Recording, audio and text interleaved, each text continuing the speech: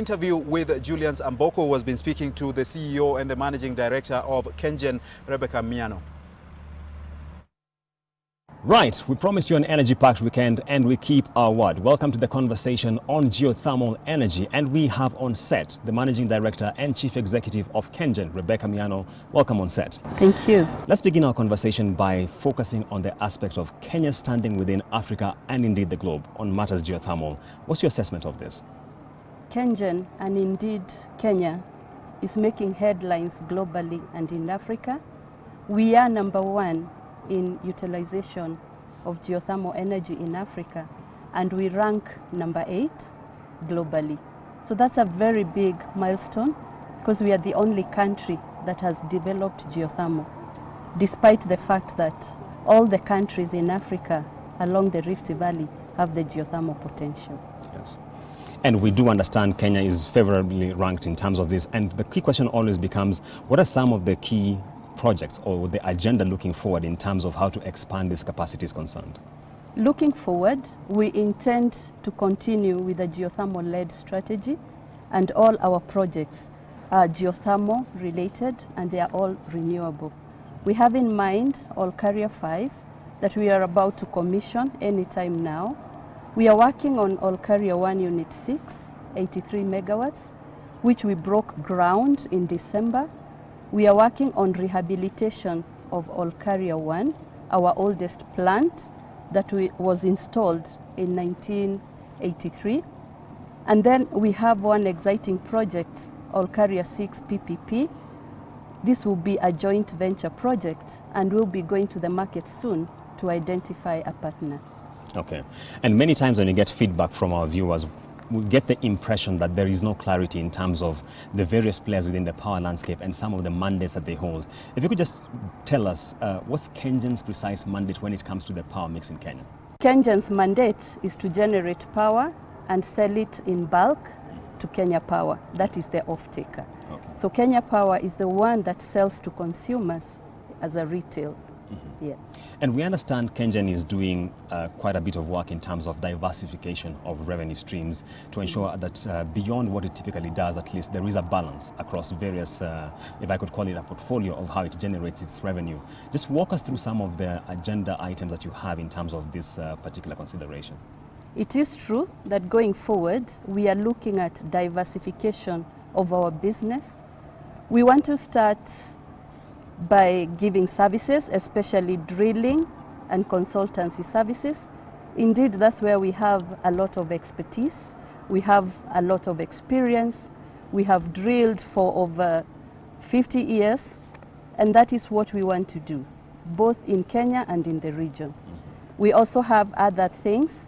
We want to start an energy park that will be able to spur industrialization in this country in support of the Big Four agenda. We are also looking at other things that we can do. Of course, you can see our spa. There will be a bit of hospitality. We will also be producing water, drinking water, pure water from Gitaro. And that's the sort of things that we will be doing going forward. And indeed, I think KenGen will be even a bigger company with that diversification. And looking at the aspect of women, especially in the energy space, which we should accept is not a common occurrence, what's your key driving force when you're in the position that you are in as the Chief Executive and Managing Director of KenGen, and what sort of challenge or encouragement would you throw out there to women looking to enter this space? The energy sector is one of those that haven't had a lot of space for women to be in, but I have seen a lot of inclusivity in the recent past. We have seen a lot of women playing in the sector, both in employment, and even in supply. And going forward, especially during my time, my agenda is to encourage women to be in that space. Women who have taken STEM subjects, the sciences and the engineering, this is the space to be in. And in KenGen, we have never looked at gender as a limitation or a determinant of what you can do in this sector. And we have set up a forum for women. We call it Pink Energy. And in Pink Energy, we have an agenda to encourage women to be in this space, to sharpen their skills, and be able to make a difference even in the energy sector. Rebecca, if I could take you back, you spoke about diversification and looking at consultancy. What are some of the markets you'd be looking at? Maybe it's in the East African region or East and Central African region in terms of extending these consultancy services to these particular areas. We are looking at most of the African countries, especially those with geothermal potential. I am glad that we are already in Ethiopia. We have a drilling contract that we have already signed. And we are just finalizing another drilling contract that we'll be signing in the next couple of days or weeks. And then we have some consultancies going on in Djibouti. We are doing some geology and scientific work there. We're also looking at other countries like Zambia, Rwanda. Even our neighbors, Uganda and Tanzania, do have geothermal potential. And we will be ready and willing to extend our experience and expertise so that as we lift Kenya, we are lifting the whole of Africa. Yes. And for the growth of the whole continent, we will be there. Okay. And as we get to the tail end of the conversation, broadly speaking, it's been a tough year for many businesses in this country, and would imagine that if, for example, manufacturing is facing a challenge, then it has an impact even in terms of their energy consumption.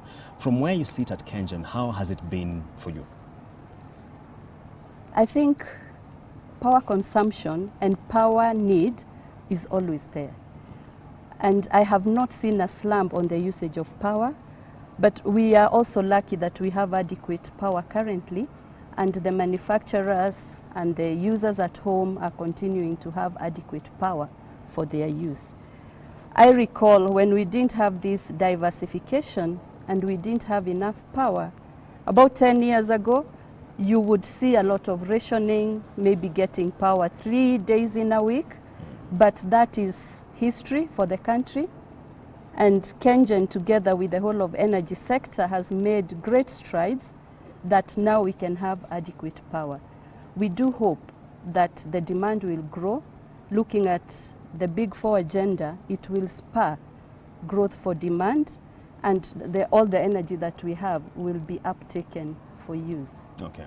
And just a final question, speaking about power and industry, we do understand there's a KenGen Industrial Park, which is quite on your priority as an implementation agenda.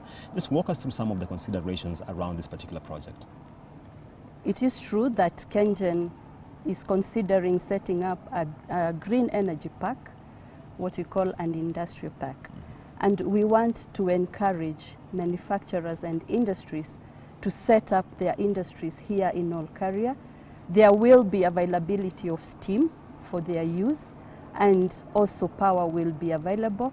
We will have manufacturing. We have seen the railway coming in, and that will be a great opportunity.